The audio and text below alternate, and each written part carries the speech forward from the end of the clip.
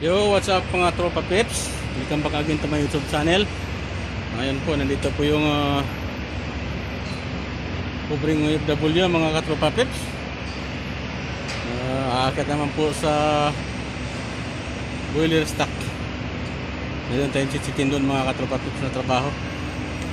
Ngayon po tayo po ay nagkukunik ng bandul tube, mga sampling tube doon sa stock. Yan, aakyat tayo mga katropa peps. Mga katropa peps, nandito na po tayo sa kalagitnaan mga katropa. Sa wari ko, ang ating pong akyatin mga katropa ay almost 70 meters. Kaya dandaan naman po dahil nakakagod. Kaya mga katropa, mabuti nga ngayon mga katropa, taglamig na.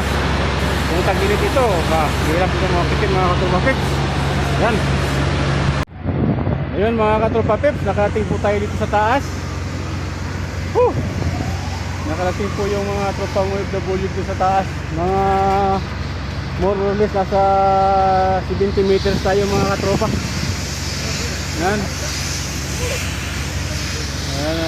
Titingnan po natin yung baba mga katropa, nakakalula.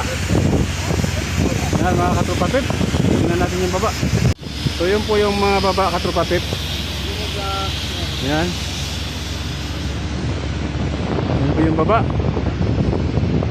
Yan, nasa taas kami mga katropa. Pero yung isang vessel na yan, yung pinakamataas, 127 meters yan. Yan. Yan.